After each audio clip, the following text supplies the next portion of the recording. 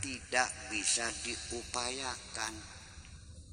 Sekarang kiai doanya mustajabah, betul. Saya setiap hari datang orang minta air Pak Kiai, minta doa buat anak saya, nggak sekolah kan. Nanti lagi Pak Kiai anak saya ngelawan saja, Pak Kiai anak saya nggak pulang-pulang, doa saya alhamdulillah dikabul orang. Tapi pas anak sendiri nggak berangkat sekolah kok. Betul nggak? Tuh Kanjeng Nabi dakwanya sampai ke Mindi, ya kan? Pamannya sendiri baca syahadat saja nggak mau, ya kan?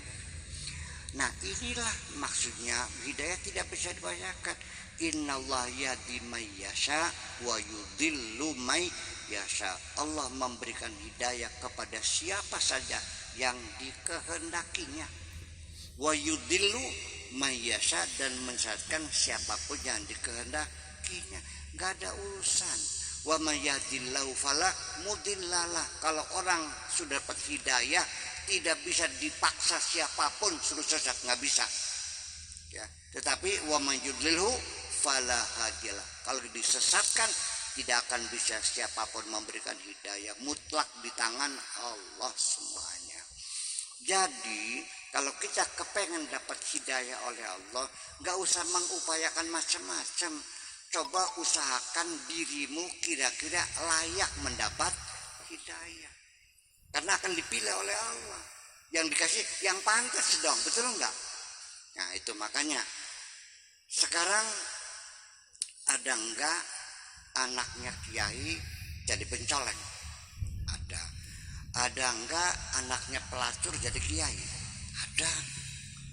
Ada enggak anaknya kiai jadi kiai? Ada enggak anaknya pelacur jadi pelacur lagi? Itu semuanya enggak pakai aturan. Bahwa hidayah itu Allah yang menentukan. Adanya paling-paling sekedar hanya doa. Bisa kita mendoakan sesama, kan begitu.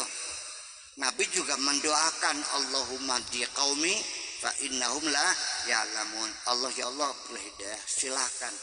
Nah sekarang doa siapa yang paling dikabul? Doa ibu. Nomor 2 doa bapak. Yang ketiga doa anak kepada ibunya, pada orang tuanya, dan doanya orang-orang solihin yang dekat dengan Allah.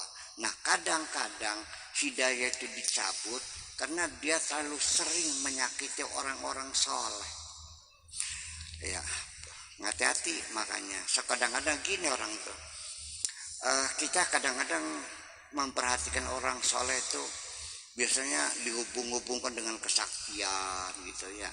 Enggak ada ya yang bisa menggandakan uang 1 miliar 2 miliar gitu, bohong tuh ya. Dan orang soleh nggak bisa apa-apa kok ya, nggak punya kesaktian. Pak tahu nggak, orang yang paling sakti itu adalah orang yang tangan kosong masuk kantong kosong dibuka kosong.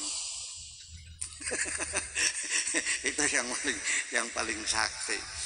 Makanya saya mau cerita lagi. Ada anak santri perempuan saya. Setiap saya pulang ngaji dia sholat malam, lagi sholat tahajud. Saya bilang anak cakep banget gitu ya. Suatu hari ketika dia pulang, dia bawa minta air, Pak Buya minta air buat bapak. Saya bilang bapak kamu sakit apa? Enggak, minta didoain supaya mau melakukan sholat. Bayangkan,